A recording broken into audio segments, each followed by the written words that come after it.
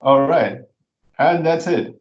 Ah, here you are. I lost. Oh, got it. All Can you right. see us now? Now I can see you. It's a very coarse picture, but it's better than nothing. Hello, everybody. Ah, it's full of people. Yeah, nice. All right then. So today we have kind of a second session on this daily meditation practice, right? So last time we were talking quite a bit about how this could look like, and I think you had a discussion group about this, no? Uh, yes, but I don't know. Marius said no one came at the discussion group. Nobody came for the discussion group. Okay, maybe people didn't feel like there's anything to be discussed about. This is pretty clear. I don't know. Sorry, I mistake. Somebody told me that they were. I didn't went, so Okay. sorry. So you weren't there, but everybody else was Yes. there. Okay, cool. Um, yeah, so let's see what we're going to do today.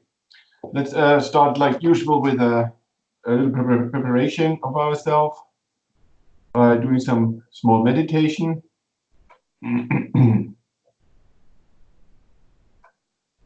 So try to sit in a conducive position with check if your legs are tense in any way or have pain, then you adjust that and you try to have a very stable position with your legs so that this can support your meditation. That the weight of the whole body is well founded, has a good foundation in the position of the legs. So check if your legs have any tension or pain, and then you move them and try to find a more comfortable position.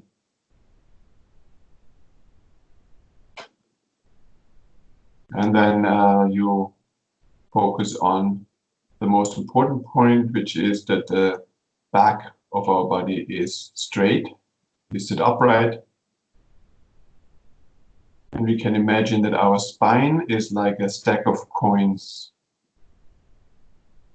So we don't want the stack of coins to collapse by bending it in one direction. So we try to sit as upright as possible.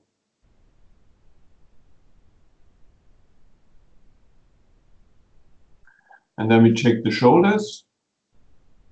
So that's very easily tension in the shoulders. This happens a lot to us during the day also. You can always, sometimes during the day, even have a moment of checking if we are tense in the shoulders. And so we check if there's any tension, we can move them, we can roll them, we can lift them up and let them fall in order to make sure that they are relaxed.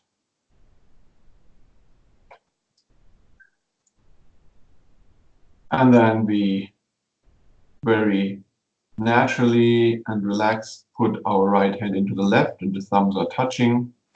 So this is how we put the two hands in our lap.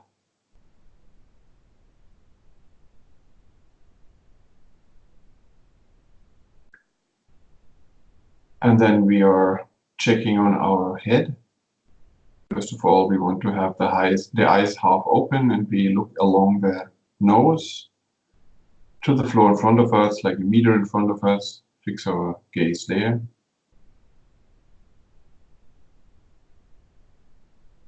And the head is slightly tucked in. We're not looking kind of straight ahead, but we are looking in front of us on the floor. We don't let it hang too much. We have just the right measure such that our fist is still nicely fitting between our chin and our throat.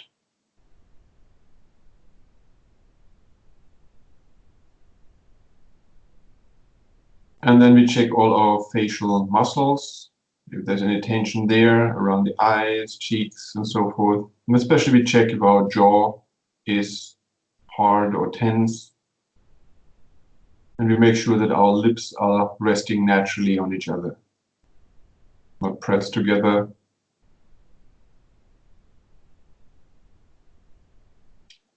And then we check our teeth. They also shall not be clenched together, but are resting naturally on each other.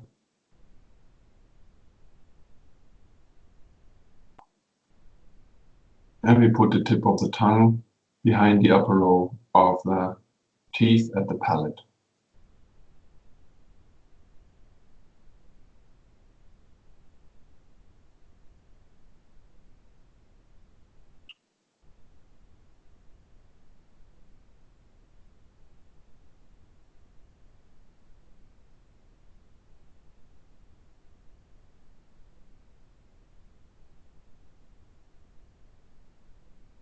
And then we become aware that we are in a very special place, in the Dharma center, with a very special group of people who share with us the aspect of having some interest in spirituality, in meditation techniques, maybe in philosophy, and so forth. So this is not easy to come by. It's a very special group. It's kind of a very good support for ourselves and our practice. And even the center, even the very place is very conducive. It has all kind of representations. Maybe there's Dharma books there and so forth. It's a quiet place and so forth. So very conducive, very special place in Cluj. So we decide to appreciate this place and this situation, and we decide to keep our mind within the four walls of the center. If the mind runs off, we bring it back to this place. There's no better place for us to be right now.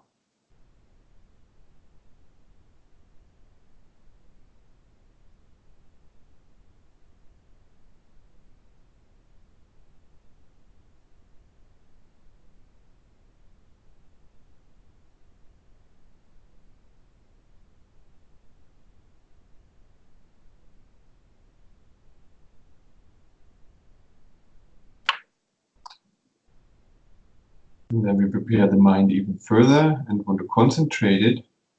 So we are putting our attention, our mind on the breath. We observe the breath, the natural flow in and out of the breath.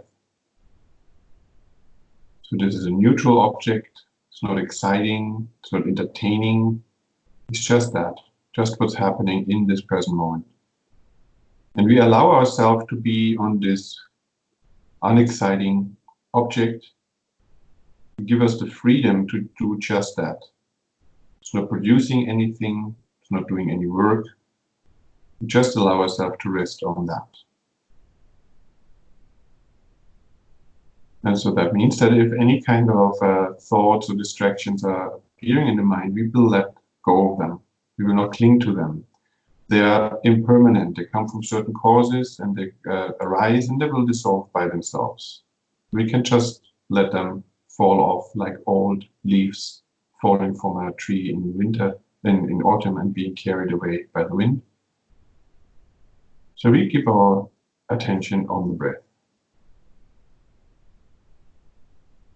And if this is helpful for us, then we can count the breath up to 10, and then we start again with 1 to 10, and again from 1 to 10, and so forth. If we want to do this, not necessary, but we can do that. If we find out during our meditation that our mind has been distracted, then we just let go of that distraction and come back to the breath. Very gently, no drama. And if we feel a little bit sleepy or dull, we visualize that we are looking into the bright light of the sun or of a lamp and so forth, and wake up in this way. So let's do this for some minutes.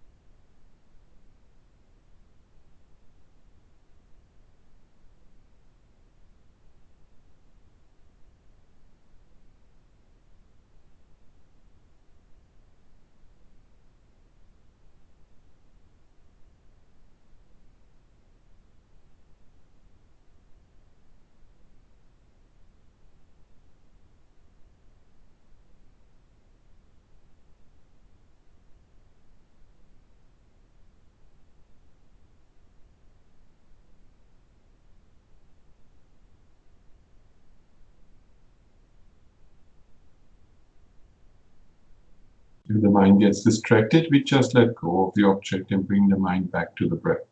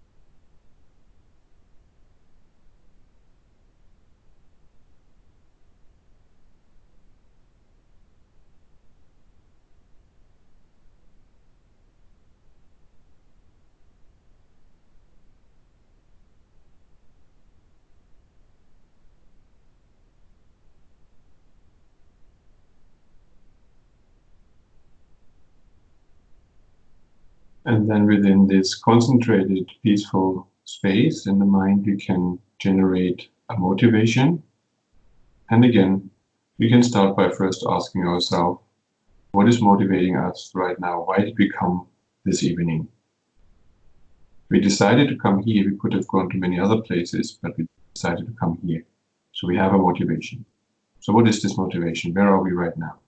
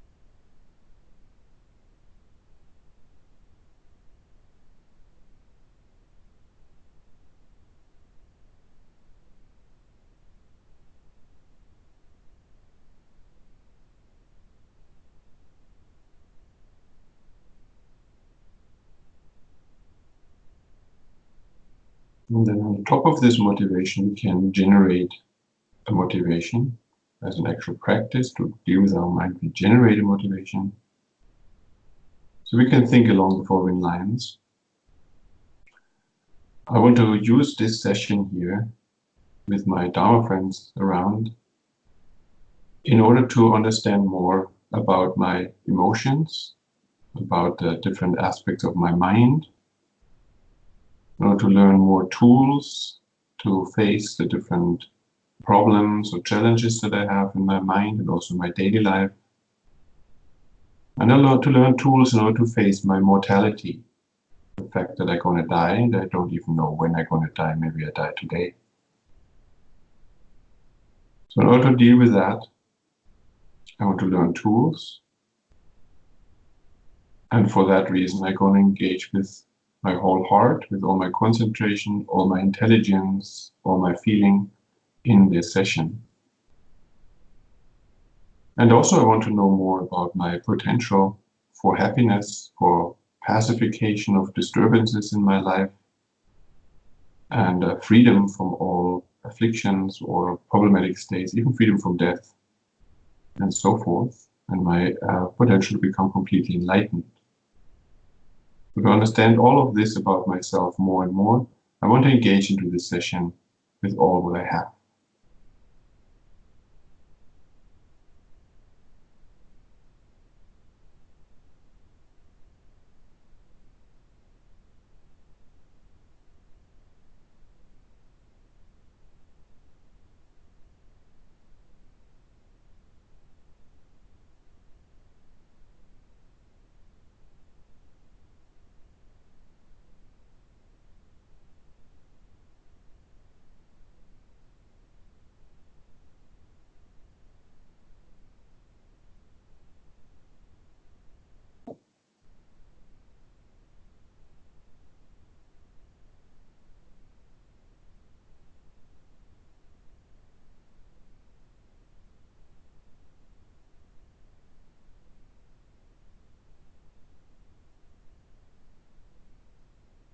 But not only that, the meaning of my life is to be beneficial to others. So I want to learn about the mind and its potential on the basis of my mind, but I know that my mind is not essentially different from the mind of others. Others also have feelings, they also have problems, they're also dying, they also will have a rebirth and so forth. So especially I want to learn more techniques and more understanding in order to be more helpful to others by, first of all, changing myself, but also to be able to bring more understanding and light into the life of others. And ideally, I want to become completely enlightened and omniscient Buddha in order to bring about highest benefit for all beings. And as a step towards this direction, I'm going to engage into the session with all what I have.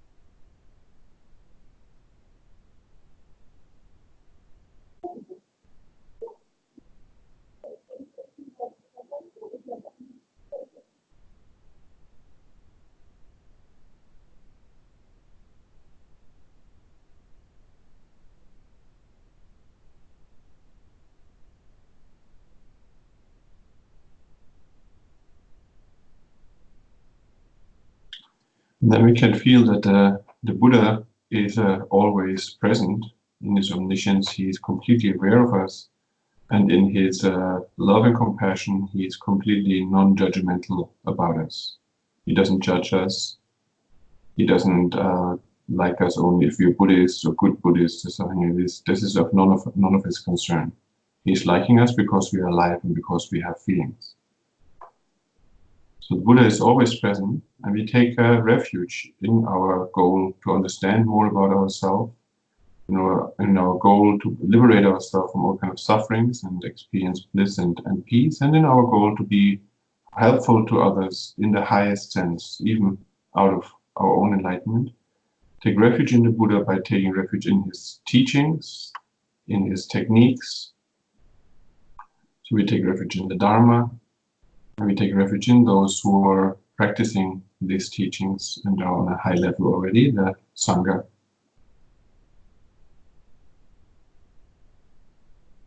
And with this in our mind, we want to participate in this session in order to gain more of that Dharma that the Buddha has taught.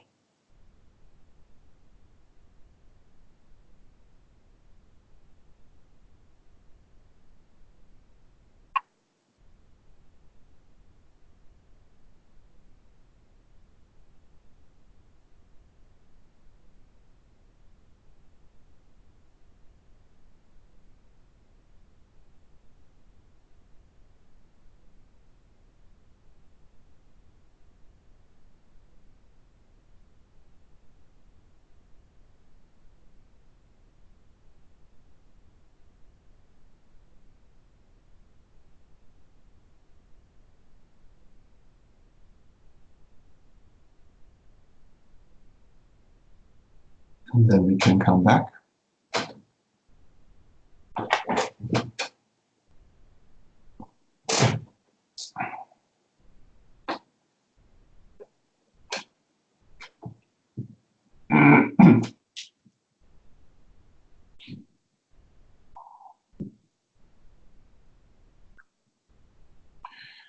So after the summer break, Marius had said to me that the people had discussed amongst each other what they would like to have from these Skype talks, and they said they would like to have something about daily meditation practice, like right there in September already. So from this, I get that people are interested in practices or interested in meditations and so forth. So I'm not sure what you people actually have in mind when you're asking for a daily meditation practice. I understand that many of you haven't taken refuge yet. They're maybe thinking about it and so forth. So there is in general, of course, the topic of meditation. And there's many different ways to meditate and to cultivate the mind. So I brought here from our library, I don't know if you have that in your place as well, maybe in your Dharma Center. This is How to Meditate by Kathleen MacDonald. Got it. What's that? We have it. You have it, good. So there's even a new version actually. Yeah, this is the old version. Okay. So there is a lot of short and wonderful meditations in there. And breathing meditations, visualization meditations, concentration meditations, and so forth. So you could even say, like, to the different tastes of different people, you can have meditations from that. So you could just kind of deal with this book and read it, and then try things for yourself. But the point was that the topic was a daily meditation session. Yeah? What you would do on a daily basis. And last time we were talking about this already, that this would be especially about motivation in the morning, and then dedicating all your Dharma activity from the day, and also purifying whatever negative acts have been committed during the day. And so this would be kind of the core set, actually. So the point would be that you actually want to take the essence out of your life. It is very easy to spend your life by going for a lot of distractions, or for a career, or for money, or for intellectual pursuits, like and kind of studies about history or about art or something like this, yeah? Or to spend most of your time by chatting with friends, or hanging out with friends, or I don't know, going to the beach, or eating in restaurants, or cooking together and stuff like this. So there's a lot of activities that we are doing that have in the end no essence. They're just over afterwards. We enjoyed ourselves, and then afterwards there is nothing left from that, apart from a habit to do this again in the future. So if you actually want to take some essence out of your life, you will have to train yourself, yeah, to do certain actions during the day. During your life means during your day, every day, that are spiritual actions, or that are actions that are developing yourself, your potential, and so forth. So the best thing would be, of course, to, let's say, go someplace and study about Buddhist teachings intensively.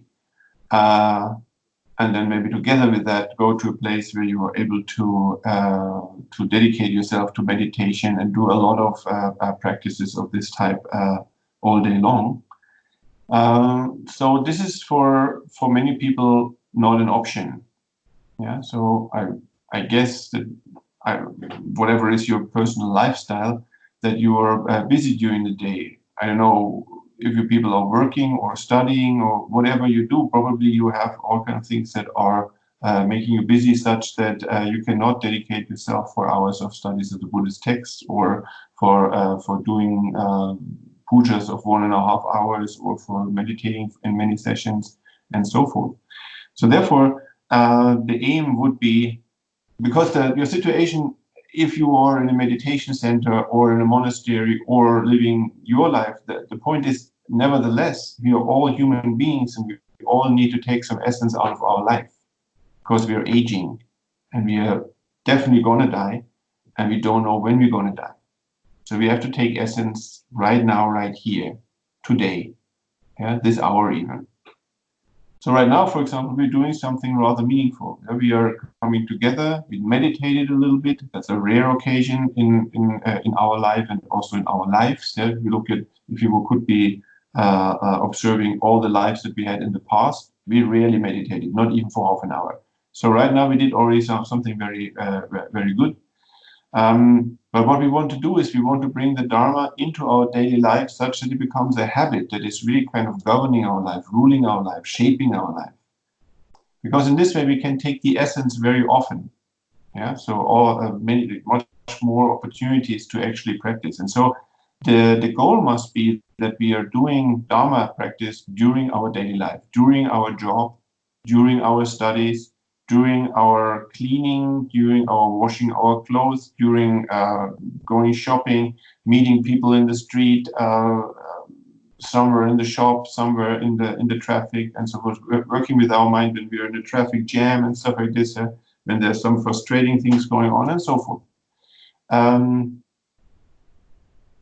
So right now, we might not be so trained with regard to things like patience, or with regard to things like love and compassion to others, or seeing the other people as actually living beings with feelings, rather than seeing them as people who we want something from them. Yeah?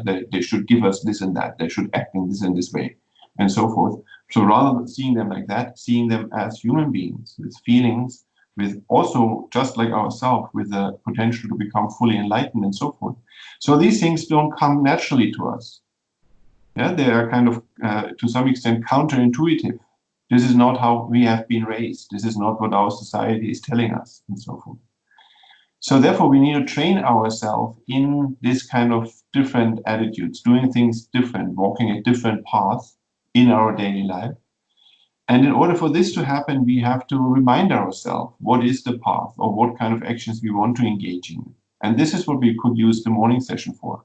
Yeah? If you want to do a daily practice, a daily meditation in the morning, then especially we would focus on perceiving ourselves as somebody who wants not just to do a normal average life, but wants to step into spirituality, a practitioner. Maybe if you have gained some faith in Buddhist methods, you want to remind yourself that you want to practice the Buddha Dharma. You want to follow the path that the omniscient love and compassion of the Buddha has taught. You especially want to remind yourself of the central point of ethics in any kind of spirituality or religion. And so here in Buddhism, for example, they talk about the three higher trainings, the three steps of training, where the first one is the higher training in ethics, the second one in concentration, the third one in wisdom. And they are built on each other. By way of ethics, you have calmed the coarsest misbehaviors in your mind. And on that basis, you then finally can work with the mind by concentration. And if you have a clear a strong level of concentration, you can then actually go into wisdom and transform your mind. So that's the general idea. My point is that all of this is based on ethics. And that's something that we all can practice. If we are in a monastery, if we are in India, if we are in France, if we are in Romania, if we are in a meditation retreat center, if we are in a study center, or if we are living a life with occupation like work or studies and so forth. If we are married, for example, if we have children and family. So this ethics, which is the very basis of any kind of spiritual attainment, in any kind of spiritual tradition, actually. So it's not a surprise that also in Buddhism, ethics is the basis. This ethical behavior is something that we can put at the center of our spiritual practice. So what I'm saying here is that ethics is a spiritual practice, has a spiritual context. So, for example, there might be somebody who's abstaining from stealing because he or she is afraid of being caught. And being caught, being shamed in front of everybody, being caught, being shamed in front of the colleagues, or what this has for repercussions within society, and also especially getting a fine or even getting imprisoned and so forth. So I really think this is not ethics. Ethics is not when you're abstaining from something because you're afraid from a certain worldly situation. Yeah? So kind of out of being afraid of your reputation, or being afraid of that you have to pay a fine, therefore kind of being afraid of your money, or being afraid of being in prison, so losing your freedom of movement and so forth. Yeah. So ethics is actually coming out of a certain outlook of, I'm a spiritual practitioner, I wouldn't do something like that. Yeah? I'm a follower of the Buddha Shakyamuni, I'm not stealing. This is a very low thing to do, a very self-centered thing to do. It is harming others, it is taking away something that they're probably attached to, it's causing them worries and stuff like that. If you steal from somebody who's poor, it's even kind of life-threatening to the other person. So I'm not going to do that. I'm not that kind of person. And further on, I do also understand that I'm constantly in the presence of the Buddha Shakyamuni and of all the Buddhas. If I have a guru, then let's say I take his Holiness Dalai Lama as a guru and I see him as completely enlightened, then I would say I am aware that in all my actions, I am in the presence of the guru. Now the guru is loving and compassionate, and he is not judgmental, and he's not going to leave me for whatever I do, whatever negativity I do. But still, to be aware of that high spiritual being present in mind all the time, I would not, in his presence, therefore, engage into something as low as stealing, for example, or in killing, or something like that, or in rape or something. It's a kind of very, very coarse behavior. So this is two mental factors which are called shame and embarrassment. And these two mental factors are very, very virtuous, very positive, because they keep you from doing negative things. The first one, again, was that you are having a feeling of self-worth. Yeah, I'm not such kind of person. I'm not somebody who's stealing. I'm not somebody who's cheating. I'm not somebody who's going for a small occasion of getting, like, I know, a little bit of money out of being a bad person. So I'm not doing these kind of things. Yeah, so I'm abstaining for a spiritual reason, for having a different outlook on who I am. So here then you go into the area of spirituality. Further on, you would be aware how your actions have consequences in the spiritual realm. Yeah? So in other words, how actions are creating karmic residue in your continuum. And how these actions, this residue in your continuum, which we normally call karma, how this karma or these imprints are ripening in the future. And being non-virtuous, they will only be able to ripen into negative experiences. And the smallest negative experience will be that people will steal from you, which you don't want. But this is a small outcome in comparison to that. This actually can trigger a whole rebirth. This negative act. So another spiritual attitude towards avoiding unethical behavior would be that you're abstaining from it, from being aware how this is generating negative karma in your continuum. So this is where the spirituality comes in. It is you're abstaining from negativities because you're taking care of your mind, of your spirit. That's where the spirituality is, working with your mind, with your spirit. So further on, you would use all kind of understandings that you have gained about your potential to become completely liberated out of samsara, and how something like stealing or sexual misconduct or killing even of insects and so forth is not anything that is going to bring a result in the area of nirvana or of being liberated or of peace even. Yeah. So a mind of somebody who's stealing is not a peaceful mind, and is therefore not the cause of peace in the future. So to take this kind of ethical behavior as a central point in your daily life, yeah? If you have a spiritual attitude to why you are practicing ethics, and then it actually becomes the spiritual practice of ethics, then you can practice this in any situation. So you don't have to be, again, you don't have to be in a monastery or in a retreat place or in India or something like this. You can practice this in your daily life. So again, if you check by way of what is called the 10 non-virtuous actions, you might find that there is some unethical behavior happening in your life, especially in the area of speech or verbal negative acts. Yeah? For example, lying, or what is called divisive speech, which means that you're using your speech in order to bring two people who are harmonious, to bring them apart, or to use your speech in order to bring people who are already disharmonious further apart. And so you might find that there's some behavior in this area. Then you might find that you're using harsh speech. You try to harm others, make people sad, or make them hurt by way of the words that you're using. And then also there might be all kind of what is called slander, which is kind of all kind of verbal behavior or speech that is not useful to anyone, which is almost like exhausting. Yeah? That if you check that, you might find out that actually speaking, conversating is something that takes energy, and you can actually be exhausted or tired after speaking with people about all kind of nonsense. Yeah, let's say sports or even politics and so forth, or criminal things like police reports, or I don't know what, wars and stuff like this. So this can actually exhaust you, and it is triggering only negative minds. So it's not something where you're taking good care of your mind, actually. It's just exciting the mind and it's putting all kind of negative influence. So especially there, with regard to this so-called 4 non-virtues of speech, there's something to be checked out. How are we communicating with others? How polite are we with others? How friendly are we with others? How much are we trying to use words that are connecting people rather than bringing them apart? How much are we abiding by the truth, even if it is unpleasant for us? And so forth. Yeah, are we speaking meaningful words? Are we speaking clearly? Are we considering if the other person can understand what we are saying, or are we just kind of expressing ourselves?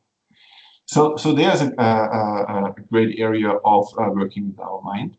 And then, of course, there's mental attitudes. Yeah, so even without saying something, you might have a very negative outlook on somebody else. Yeah, you might, for example, bear a grudge.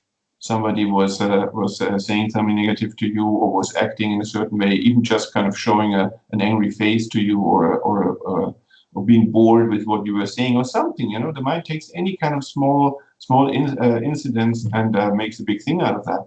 And then you are mentally, even without saying anything or doing something physical, mentally you're thinking about how you're going to repay that to the other person. Yeah? So next time I see this person, I'm going to say that and that. Or next time I'm going to see this person, I'm going to put this right or something. I'm going to harm the other person in one way or another. This is called ill will, yeah? The wish to harm. So just this wish is something to guard against. And you can do this in daily life. So the point here is that you are developing a certain kind of edge of your mind that is observing what is going on in your mind, and is able to identify, for example, the way you're speaking right now, or the way you're feeling and thinking right now. So ill will is one of these mental activities that are negative. Then another one is called covetousness, which is a very strong form of attachment, which is a form that wants to own things. Yeah? So it's constantly after things, it's getting obsessed with things and wants to own them. Yeah? So again, this kind of obsessions we can also cut. Yeah? We can find this in our mind and then counteract that.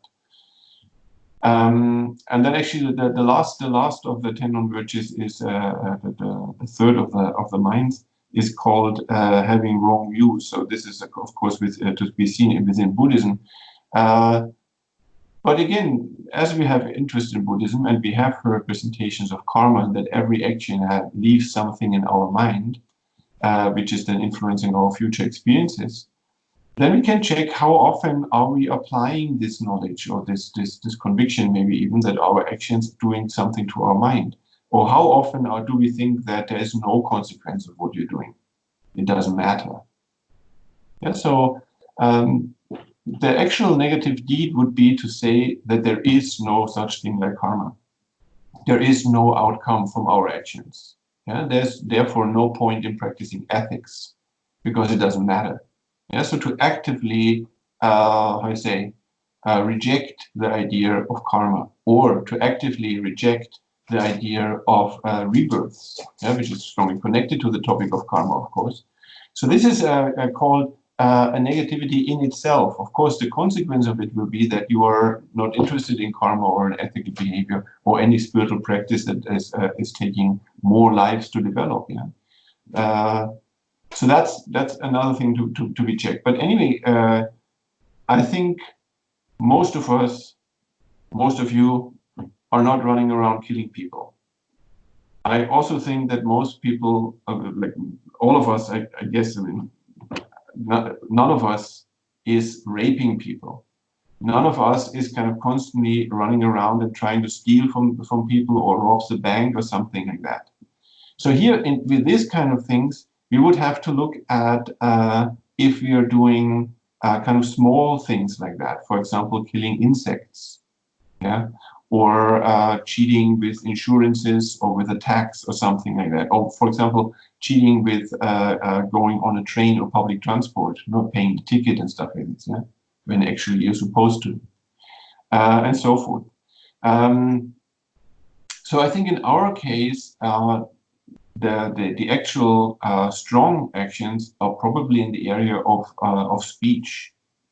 Yeah, so we need to check our speech. If we are using divisive words, harsh words, if we are lying, if we are engaging into conversations which are just stirring up our mind, or talking about negative things like who should win which war, or if there's justified war, or if this politician should go to jail, or thinking about criminals and so forth. Nothing that is in any way edifying your mind or developing your mind and so forth. So this is an area that one can put the awareness on. And then again, the mental attitudes. Yeah? Do I want to repay somebody's negative act? Do you want to harm somebody? Am I making plans how I'm going to harm somebody else with body or speech and so forth? Am I obsessed with certain kind of substances or objects or people, as some this kind of attachments? So working with these kind of attitudes, which are kind of the coarsest actions in the physical, verbal, or mental area. And so the actual practice of ethics is to restrain yourself in situations where you would normally do that. Yeah? So ethical practice is not that you are an ethical person because you don't kill people while sitting in your office working. You know, why would you kill somebody while sitting in your office working? Of course not. There's no opportunity. It's not that, for example, that when you're sleeping, and obviously you will not kill anybody or you don't say negative things, that you're all the time accumulating virtue from protecting ethics or ethical behavior. That's not the case. Ethical behavior is in a situation where you could, but you don't. You could, you would even, but you refrain from that. You restrain yourself. That's the ethical behavior. You are kind of treated badly by somebody in the subway, let's say, or in the train, and there's something starting in you, a habit of kind of now lashing out on the other person verbally, and you stop that. You see that, you refrain. That's ethical behavior. So I'm just describing here a little bit like this practice of ethical behavior, which in the end comes down to refrain from giving any harm to anyone. You don't harm anyone because you're a follower of the loving Buddha Shakyamuni. Because you understand how these actions are leaving things in your mind which are influencing strongly, like destroying your future. Because you are a practitioner of Buddhism, you don't do this kind of things, and so forth. Yeah. So that can be a major practice during your day, in whatever situation you are, and you would prepare yourself in the morning session for this attitude. You would strongly recall that you are trying to practice spirituality. You try to practice the Buddha Dharma. So you're kind of making the promise to yourself in the morning session that you will not do any of these negative acts.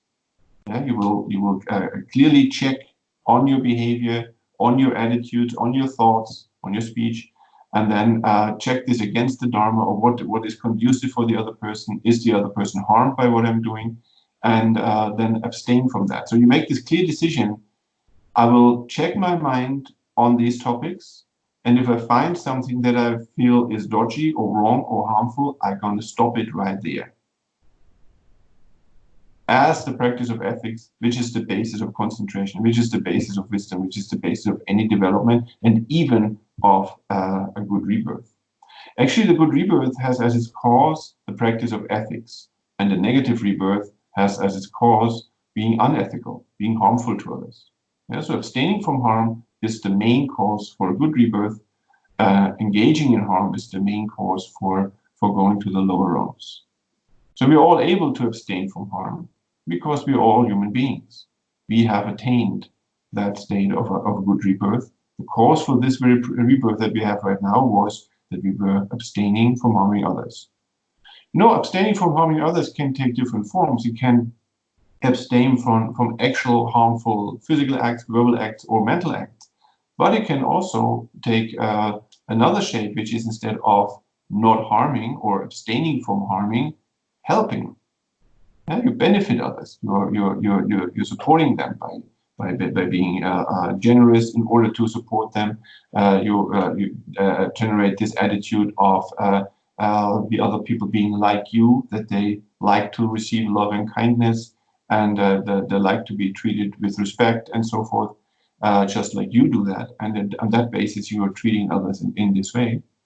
So anyway, so this kind of everyday spirituality, where you're bringing new attitudes or new behaviors in your daily life, this should be the actual practice. And this is something where you then can really take the essence of this life that you have right now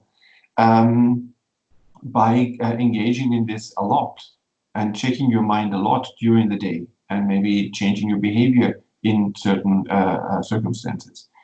So the morning practice would be about having slept all through the night and now woken up some, you are reminding yourself where you are and what you are.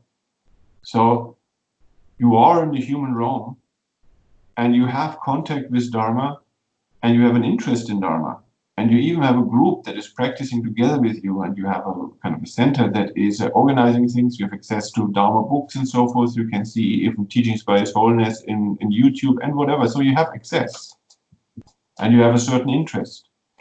So this is called a precious human rebirth. You're not in one of the lower realms. You're not in one of the upper realms where the sense pleasures take over so much that you're not able to do anything useful or take the essence of your life. You are in a very specific state right now. You have a precious human rebirth. You could say a spiritual rebirth.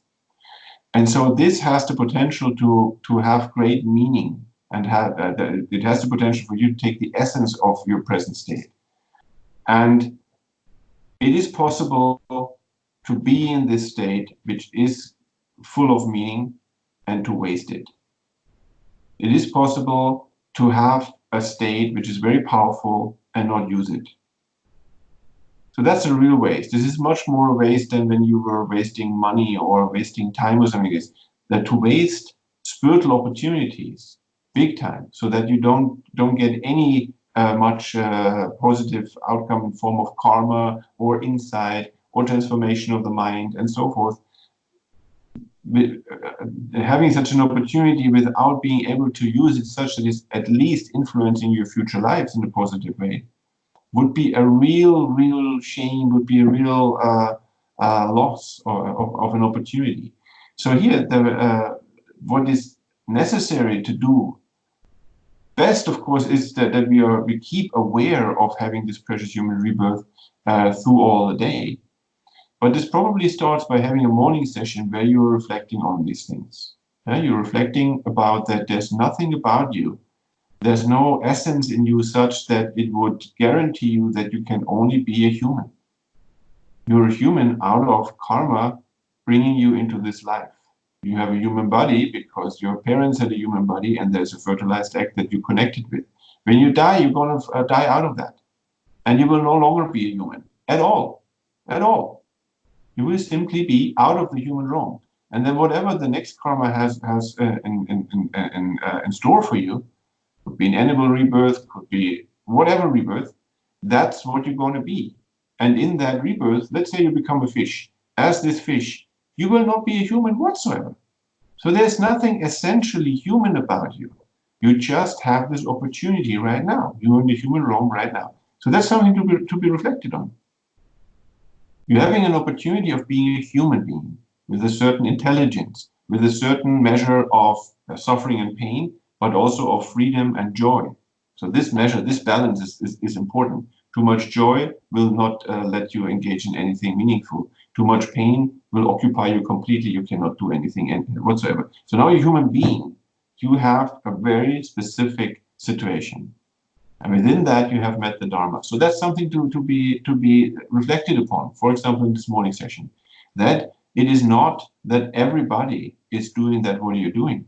It is not that 99% of the planet is constantly reading books on Buddhism or is meditating or is thinking about ethics. By far not. It's very, very rare that people are engaging in spirituality. Yeah. So you have access to spirituality. You have a certain interest.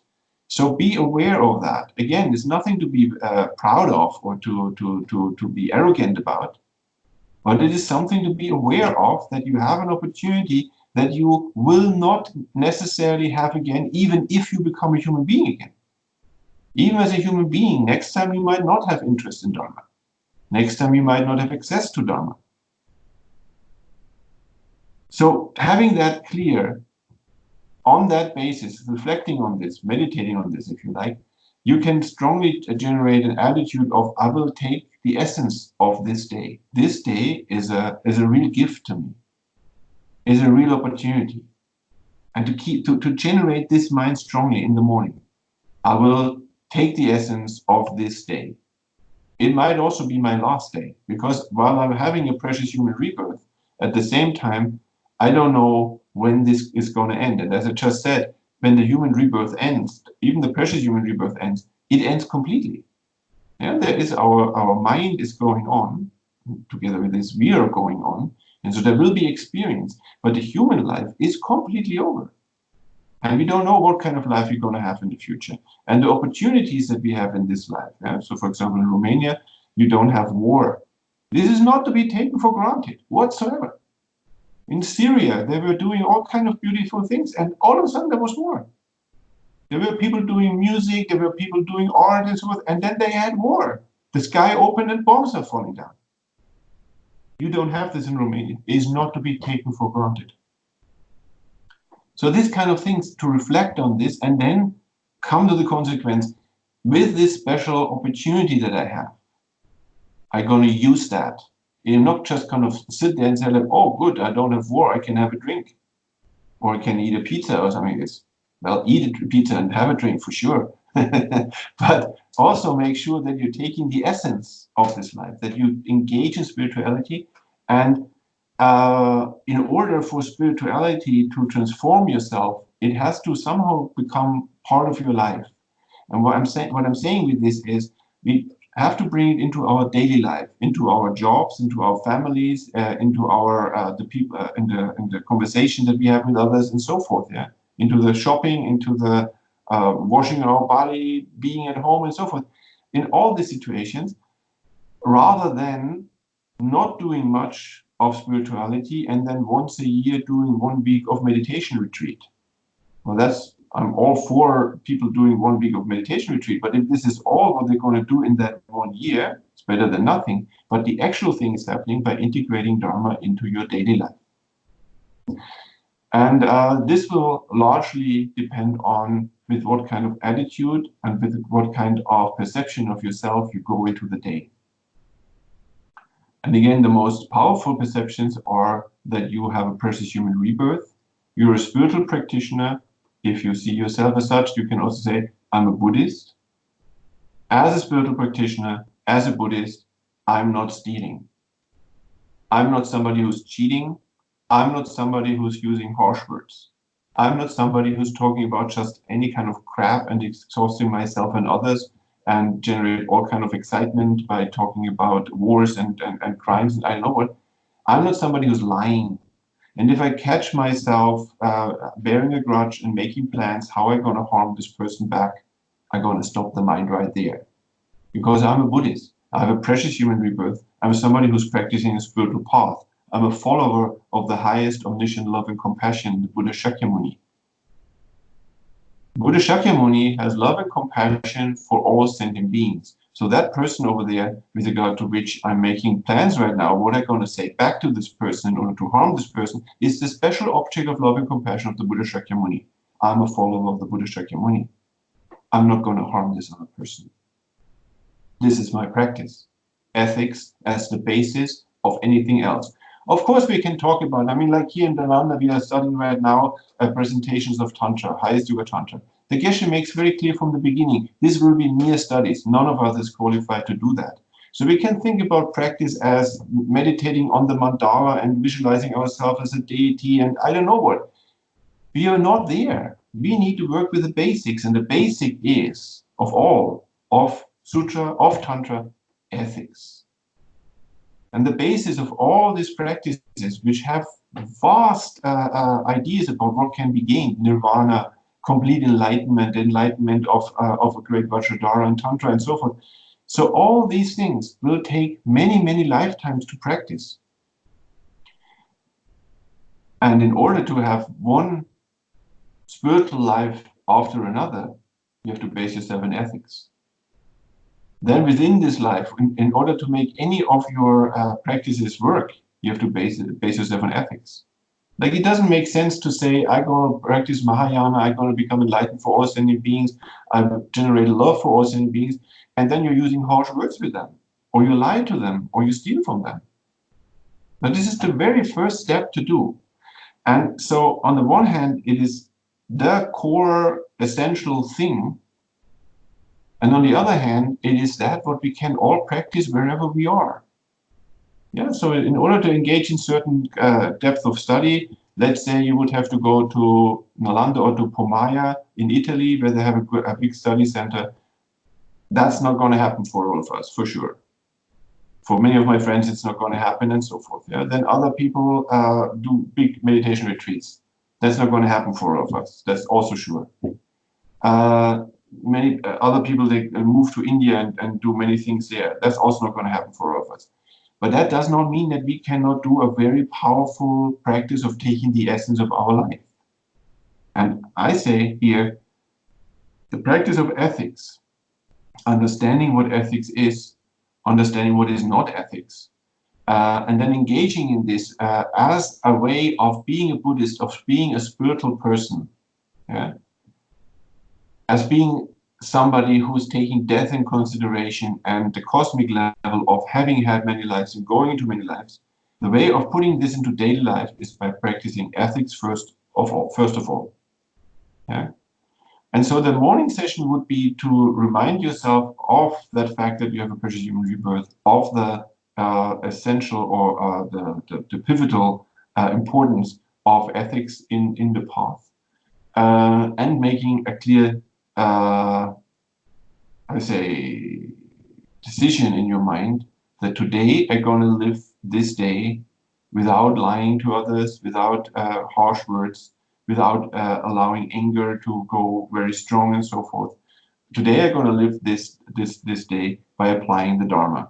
And again, when I say by applying the Dharma, we have to be careful that this is not an empty phrase. We have to make it very concrete. How does this look like? How is it going to look like today that I'm going to practice the Dharma? I'm going to practice such that I'm going to be beneficial to other beings. How will this look like, for example? I'm going to have love and compassion for the beings today. I will practice with love and compassion for all sentient beings. So we have to be very clear that this means the people at our work. If we say love and compassion for all sentient beings, it definitely includes all the people at our workspace. Yeah, so it's not going to be a kind of an outstanding special practice that we're going to do in our prayers only, or that we're going to do in a meditation retreat or something like this. It's going to happen today. I'm going to meet people and I'm going to react to them with love and compassion. That means I'm going to react to the people with all their craziness all their stupidity, all their aggression with love and compassion. At the least, I'm going to react with patience. So I think this is this kind of outlooks that we should generate in the morning, remind ourselves in the morning session. And then, of course, we put this into a bigger context. We put it into the context of that by this practice, we can actually achieve out of our own practice good rebirths. We can actually achieve in the long term complete liberation out of the present state of a crazy mind or a stirred up mind or a mind that is dependent on karma and is afflicted with all kinds of negative states and so forth. We can be liberated from this into nirvana. In which we would gain a peace and a bliss that is stable and is lasting and doesn't need one kick after the other, and it doesn't need other substances or something. It's just a state of fulfillment, of peace and of bliss. So we can put our day today into that context. It's going to be a step in this direction, and even into this most amazing and wonderful state of being completely enlightened, like the Buddha Shakyamuni himself. Even towards that, this day will be a step. Yeah, so we put it into this context, and then we make very clear to us how this is going to look like today. So this kind of thing is what we would call a motivation. And motivation done in a certain session in the morning, if it is strong, if you are able to develop this in a strong way, then even if we get out of the session, let's say out of the safe space of our meditation cushion, and we then go out in, let's say, real life, then this motivation might carry us. Or at least at times during the day, it might surmount again, might come up again, and we might be able to check our behavior on this basis and so forth. Yes, so come back to us. The thought can come back to us. So then also something that you would do in the morning session is going for refuge. Yeah, so that has to do with being very much aware that you are a follower of the Buddha Shakyamuni. And so a follower of the Buddha Shakyamuni would be somebody who has faith with regard to all the different levels of your existence. So within this life, the emotional states, with regard to death at the end of this life, with regard to higher realizations of complete liberation from samsara in nirvana, or even complete attainment of Buddhahood. So a Buddhist would have the faith that the Buddha is able to guide you in all of that. Yeah, so he would also have great faith, therefore, in that what is taught by the Buddha, because the Buddha is teaching it out of his own experience of gaining these liberations and gaining these pacifications and gaining complete enlightenment. And then also with regard to a faith of those who are practicing that, with regard to the Sangha. So on that basis, you are living your day as a Buddhist. And so for me personally, what this would include is that you are basing yourself very much on the omnipresence of the Buddha. Yeah, if somebody, so one of the aspects of the Buddha is said to be that he is omniscient. So if somebody is omniscient, then he's actually always present. It's the same thing. If the person is knowing everything about you, is aware of you all the time, then that means he's in one way or another present. So for example, if you will speak to that person, if you speak to the Buddha, and the Buddha is omniscient, he knows what you're saying. If you feel about the Buddha, then the Buddha knows your feeling, and so forth. That can be something that can be very supportive in you. Now you can take this with you. There is this omniscient love and compassion that is non-judgmental and is always there, is not tiring, is not partial, and so forth. Yeah. So to generate that in the morning, I'm going to live my day in the presence of the Buddha. I'm going to live this day together with the Buddha.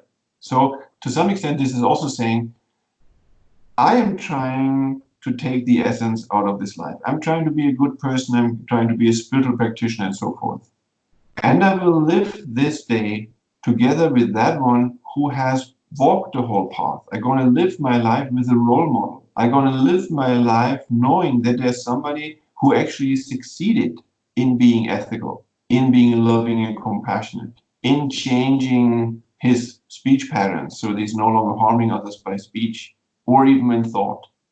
I'm living in the presence of somebody who has succeeded in taking the essence of the human rebirth, or of the different rebirths that were used by the Buddha to become completely enlightened. And I'm living in the presence of somebody who has attained final goals. So all of these things are actually impersonated. If you are in the lucky state that you have a guru, then this is even stronger. Yeah, so then you're not referring to the Buddha Shakyamuni as the founder 2,500 years ago, who's still present in his omniscience, but you're actually referring to a living person right here, right now.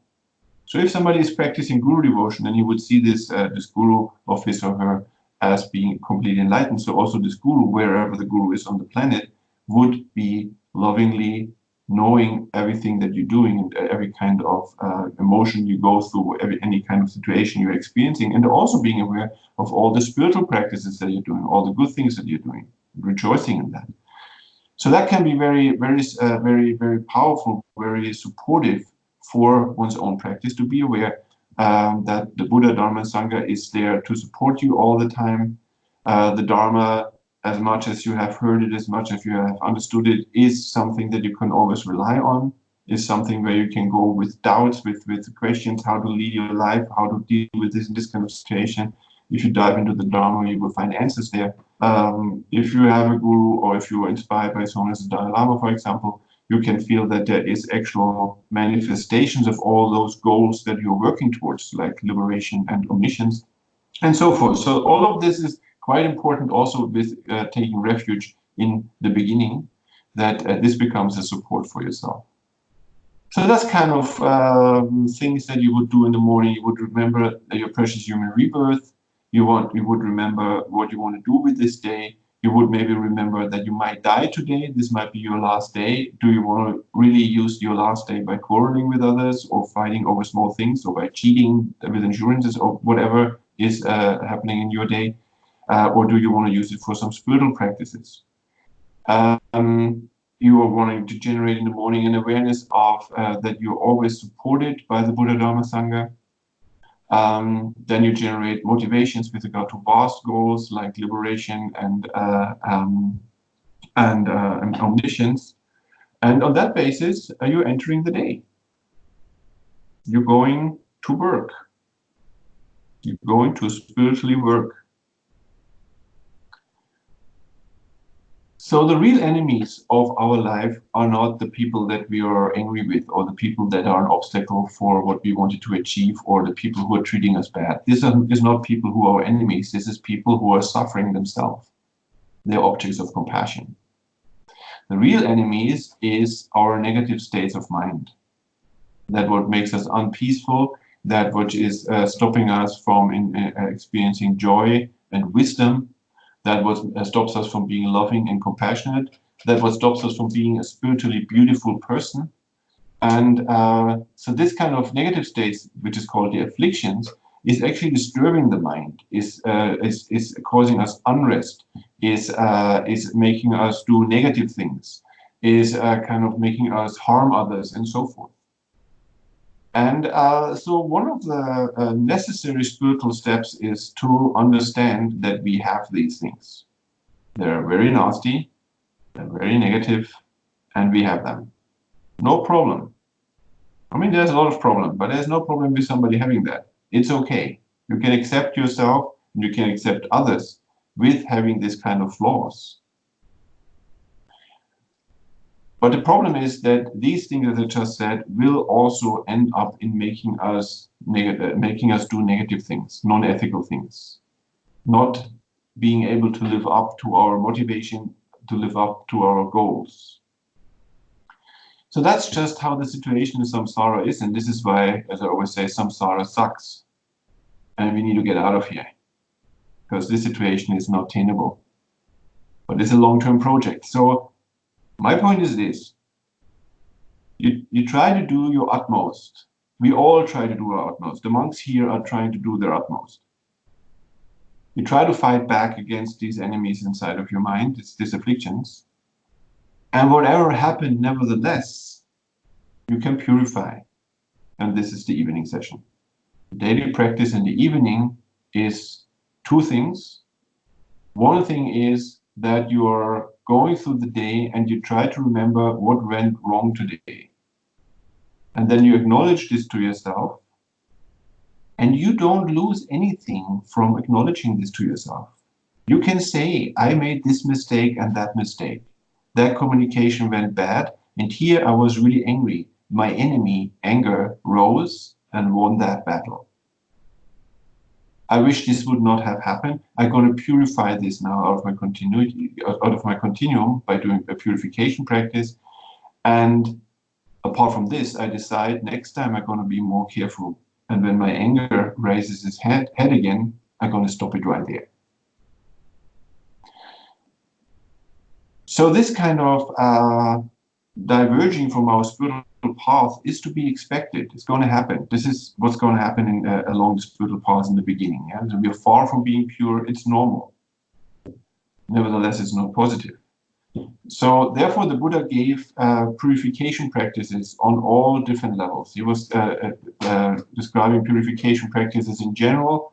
For the general life, he gave purification practices for monks who have taken these monk vows.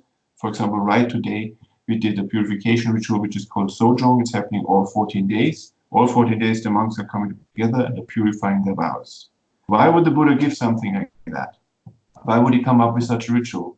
Well, I would say because in his omniscience and loving compassion, he's aware that people will transgress some of these vows, so they need to purify. Then you have the bodhisattvas. The bodhisattvas taking bodhisattva vows, bodhisattva ethics.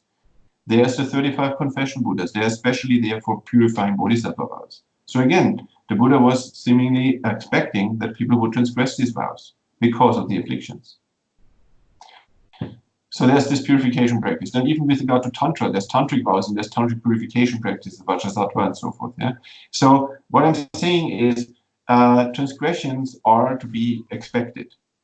You don't have to kind of put yourself down or kind of cling to these negative sides. You just have to acknowledge them, and then you can deal with them by purifying them and by clearly marking them out as this is what I try to get rid of. This is what I'm working with. And tomorrow again, I'm going to work with that. And right now, I'm going to purify whatever is left in my continuum. So you apply a purification practice.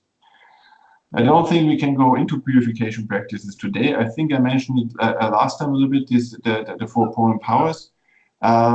You will have Venerable Gendun coming somewhere in December. So I encourage you strongly to ask him about purification practices, and especially so within that, the 4 opponent powers, how this works. And maybe to ask him actually to do some sessions with you so that you can get an experience with regard to these practices. And then this empowers you to do them by yourself whenever you want. So I said this is the one thing, yeah, to purify what has gone negative in this state. So just to mention 2 of these 4 forces, one of them is the force of regret. Yeah, so you acknowledge to yourself that this and this happened.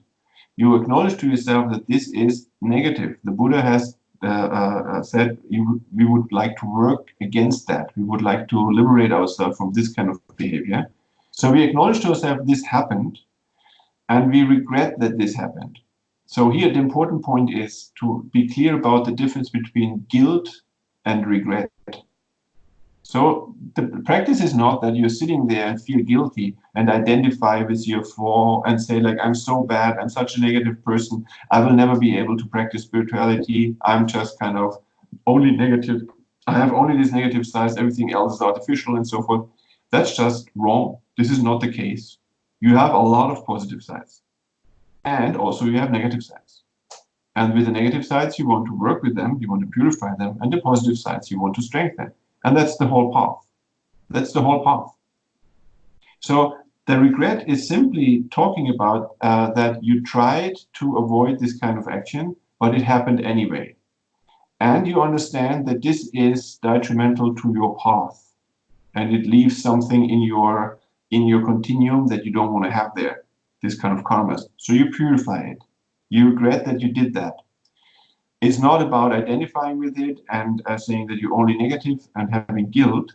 So to make clear what's the difference between regret and guilt, they are using the following analogy.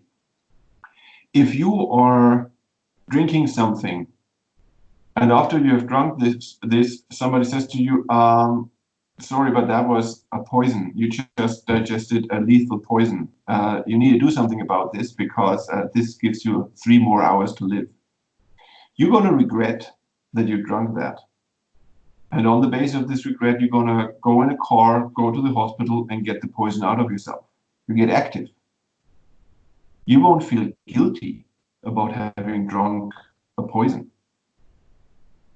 So this is how you can understand what this is about. It is saying that you have engaged into a negative act. This was detrimental to generating positive acts. This indeed left a karmic imprint in your continuum. So you generated something negative, something heavy for yourself, something like a poison. You poisoned yourself. So you want to now purify this, and you want to especially decide to not engage into this kind of activity again. So that's the regret. It's not about identifying with it or feeling guilty. Yeah? There's no guilt trips here. I think Buddhism in general, we can really say, is not into guilt or into guilt trips. It's not using guilt as a method by any way. So that's the first one, to regret, which includes to be honest with yourself, to be able to say, I have flaws and this happened today, and I wish it would not have happened. And this left this and this kind of karmic imprint in my mind. I'm going to purify this right now. I wish it would not have happened. And the second thing comes naturally from this regret, which is the power of turning away in the future, which means you are, in the first step, you have acknowledged to yourself that this happened. You wish it would not have happened. You want to purify whatever comes from that. And therefore, naturally, you decide, I don't want to do this again. Because if I do this again, I again pollute my continuum. I again build up a habit for negative things. I again walk into the exactly opposite direction from all the spiritual goals that I have. I again create negative karma in my mind and so forth. I don't want to do this again. Yeah, I turn away from this in the future. So you regret what happened, and you decide to not engage into this again. This is 2 out of the 4 forces. Maybe when we can tell you more about it. And the other thing that you do in the evening is dedication. So dedication has to do with, first of all, again, acknowledging to yourself, and for some of us this is difficult, acknowledging to yourself that you did good things today. You did spiritual things today. Some things went very well. You abstained from that and that activity. You changed the way you talk with other people. In some situations where you wanted to say something nasty, at least you remained silent. You were able to see this person not only as kind of aggressive and so forth, but as suffering, and to generate a certain kind of compassion rather than anger, and so forth. Yeah? You had a certain frustration, maybe a strong frustration, and instead of getting angry and all messed up about it, you stayed calm. And you acknowledge to yourself, this situation is difficult, let's stay calm. Let's take your time with solving the problem and stay calm. That's patience. Patience is to stay calm in a difficult situation rather than getting angry. Patience is something you practice before anger, not during anger. Patience is something that prevents anger, and so forth. So you remind yourself of these things. Or maybe you did generous acts. Maybe you were giving something to a beggar, or you gave some other donation. Or maybe you were generous with your time. You were listening to somebody. Somebody came to you and said, like, look, I have this kind of problem. I really need to talk to somebody. And you gave them half an hour, let's say. That's generosity of your time, because this is your lifetime. This half an hour will never come back. You gave your lifeblood right there. Or maybe talking about blood, maybe you were donating blood on this day. That's something to remark, to mark that this happened today. I donated parts of my body, and so forth. Yeah? So there's many things that probably happened during the whole day. Maybe you helped in small ways and so forth. So that's something to acknowledge to yourself. I am capable of doing positive things. I do have positive sides. I can practice Dharma. I can be ethical. I can be compassionate. I can be helpful and so forth. And then the practice here is called rejoicing. You're happy about that. You acknowledge this to yourself and you say, this is the path. I want to do this more often. And then together with that, what you're doing at the end of the day is you dedicate your merits. So all the positive things that happened during that day are also actions. And they also left something in your mind. They left positive karma in your mind. And you dedicate this positive karma by dedicating it to others, by dedicating it to people who have problems, mental problems, like a lot of anger or maybe depression, or being very unclear in the mind, or very unstable, like constantly overwhelmed by all kind of moods, all kind of thoughts, so that they become more calm and peaceful. Or you can dedicate it to that there's no war here or there, or that there's no poverty. You can dedicate it to sick people. And then you can dedicate it to high spiritual practices. You can dedicate it to liberation. You can dedicate it to complete enlightenment. You can dedicate it to the long life of your teachers. If you feel that the Buddha Dharma is something helpful, then you can dedicate it to that the Buddha Dharma may last a long time and be available to you and many people around you, all the people on this planet, or that it may spread to other people, that other people might hear about it, and so forth. Yeah? So there's this dedication to be done. Again, there's many practices, many prayers from the masters that you can recite for all these different purposes, which is good. But I think it's also good to find your own words, to dedicate in your own words, because then it maybe is using another level of your heart, or maybe it is more engaging you and so forth.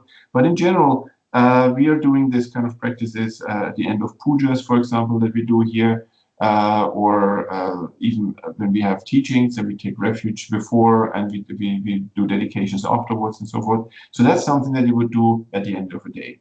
So both of these things have to do with being honest with yourself. You're honest, or like accepting what happened. One thing, the negative things, and then you regret that and turn away from that in the future, you purify. And the other thing, to accept to yourself that you did good things today. Yeah, to acknowledge this to yourself without pride, without arrogance, and then to rejoice in that, and then to dedicate the merits, being aware of that this produce positive merits, and then to dedicate them in different ways. So now I was talking a lot. Sorry for that. I mean, actually, you asked me to do that, so here you are. Actually, I wanted to lead a meditation today, but this didn't happen.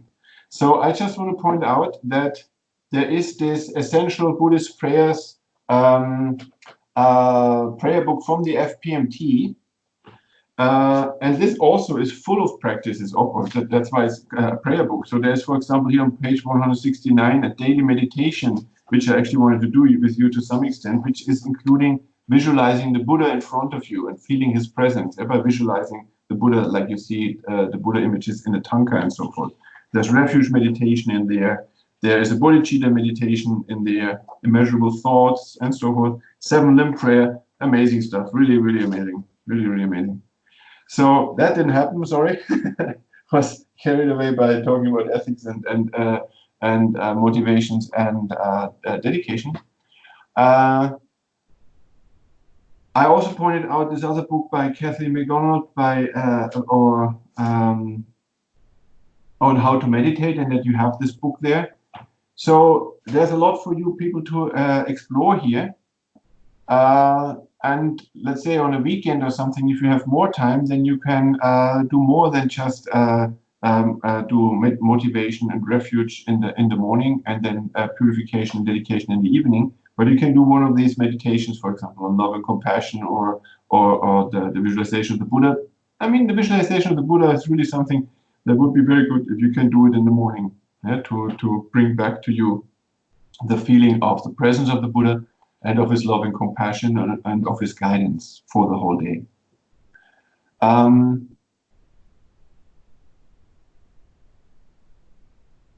Yeah, I think I'll just stop here. Obviously, there's much more to say. This was our last session. So thank you very much, everybody, for your interest and for your effort that you put in that. And then we're going to see next year if there's more program or not. Marius was indicating that he might organize something, and then we will see. Or do we have any questions, by the way, before we stop?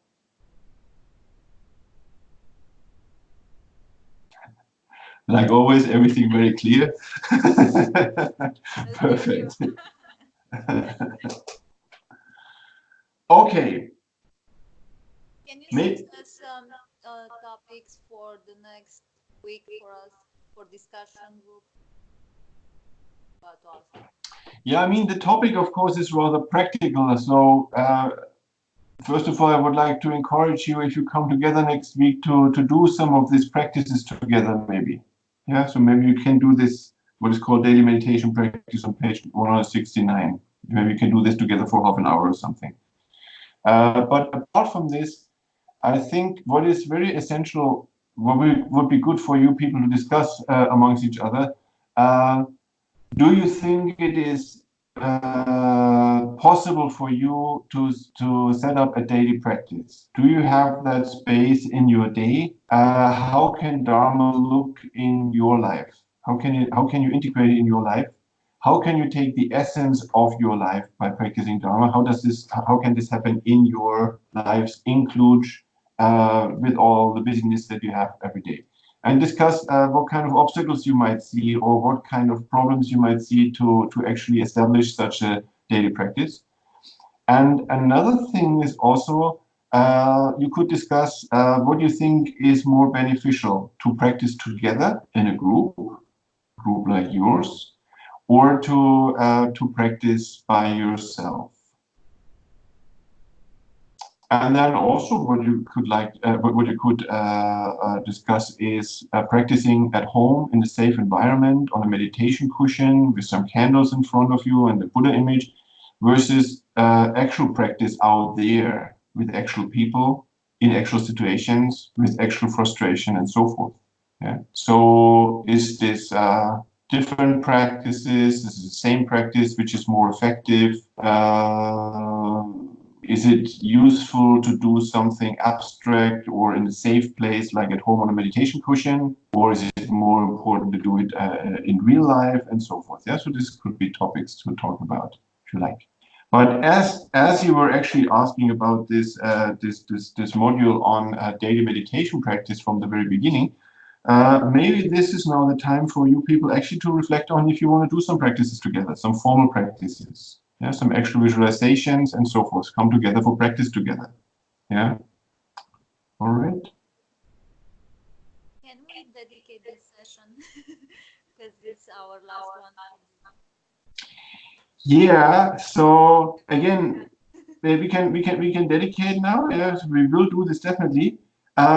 Maybe if there is more program in the future, we could start to actually use dedication prayers. We could do refuge prayers in the beginning of the session and so forth. Yeah. So again, there's a lot of dedication prayers in this prayer book that I just showed you.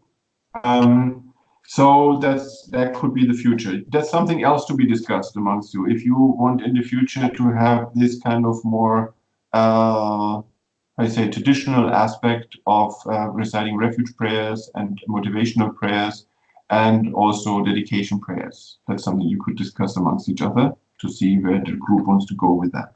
Yeah. So apart from that, we can again sit upright and get ourselves a little bit in a meditation posture in order to do a dedication here in the end.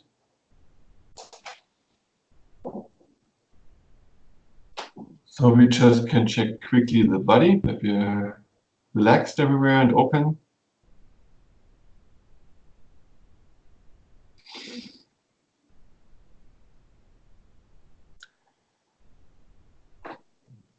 And then we can take a minute, reflect on what we did together since the summer break, or maybe some of you were even there in the first part of the year, so what we did all the year, and what kind of positive things we did during these sessions, what we learned, what we practiced, and so forth. So including the session of today. Become aware of all the positive things that we did in these different sessions.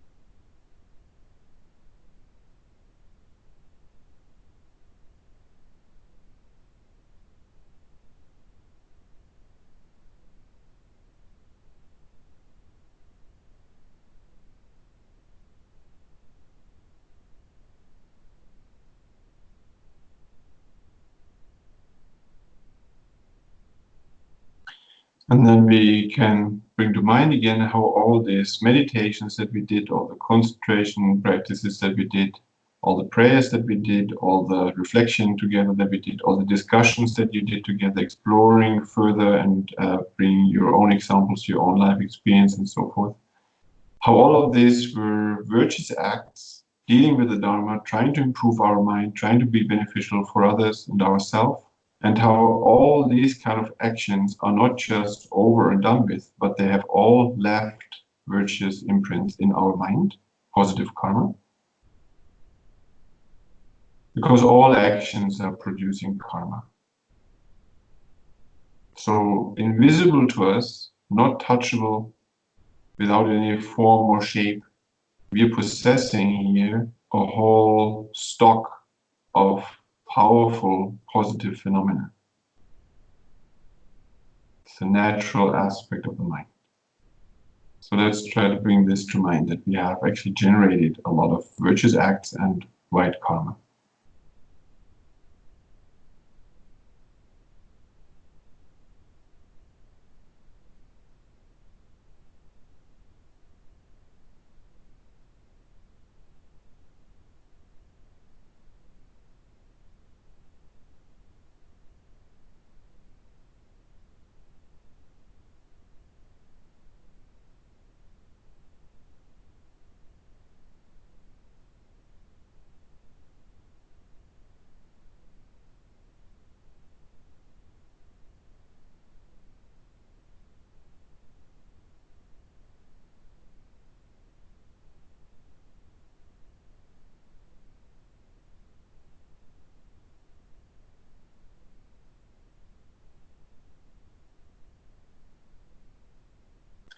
So this positive karma cannot other than ripen into positive experiences.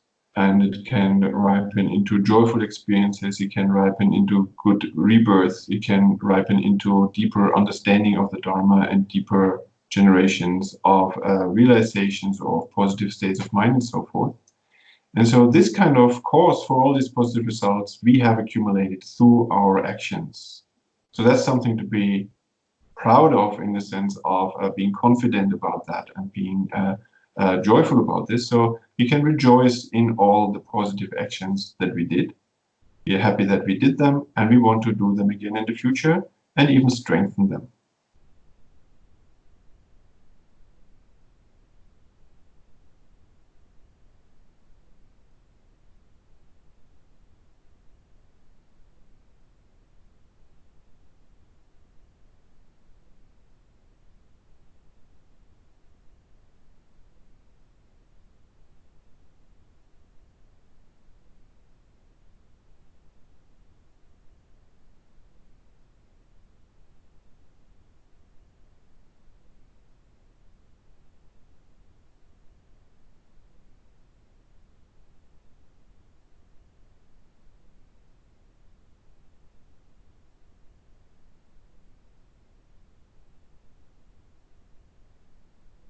And by doing these virtuous acts, we have done things that also the great masters of the past and the great masters of the present, and even the Buddha Shakyamuni himself have done.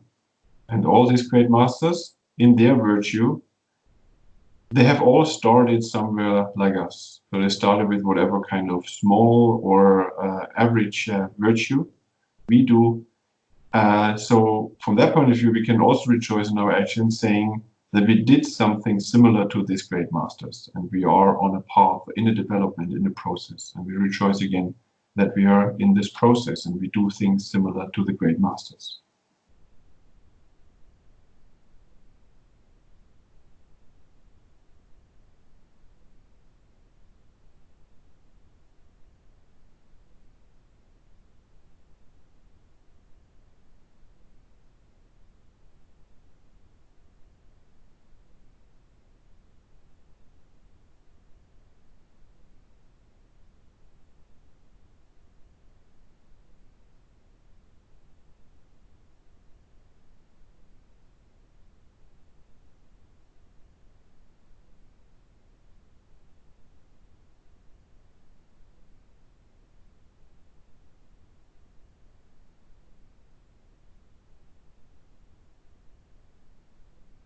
And so having generated these virtuous acts, we have accumulated a great mass of positive potential or positive karma. And this karma cannot other than ripen into positive states. But there's many different positive states, and some of them are very trivial or unimportant. So we want to dedicate this positive power to high spiritual goals. We want to dedicate the virtue that we have accumulated in these sessions and all through the year to complete enlightenment, which is including our own liberation from all our problems and all our, even the mortality, into the state of the bliss of a Buddha. And is including that we gain the capacity to be of highest benefit to all sentient beings. So on the basis of all my positive merit, may I be able to become completely enlightened for the sake of all sentient beings.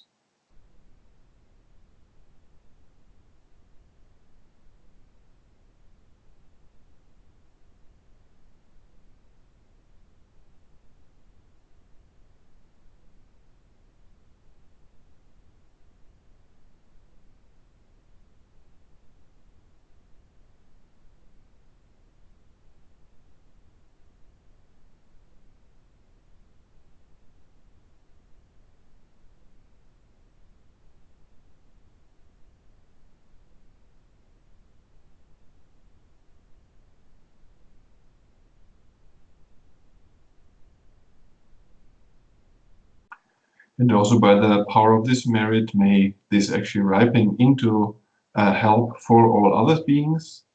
So on the level of those who are afraid, may they be free of fear. Those who are deprived, may they be free of poverty. Those who are sick, may they be free of sickness. But in general, may all sentient beings be free of their afflictions and of samsara. May they become liberated and even liberated into the bliss of complete enlightenment. May this come about due to the power of my merits.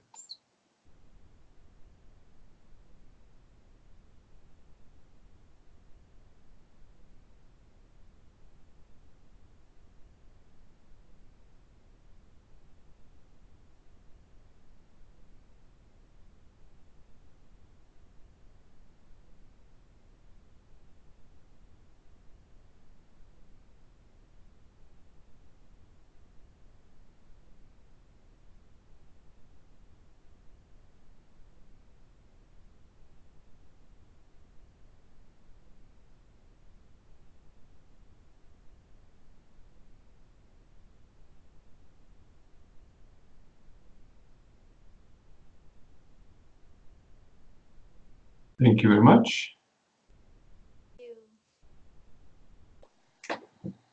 Wonderful. You're wonderful people. You're rare people. You're special people. Great. Thank you very much. Have a nice end of the year. I warmly invite you to come again for the discussion groups, and also when Venerable Gendun is coming. I think there's a great benefit of actually somebody being there. I'm happy to teach you via Skype, but I much more would like to be right with you actually. So I feel a certain distance there. So Venerable Gendun was going to be actually there. So please take this opportunity and come nicely into the next year, and maybe we see each other next year. Bye-bye.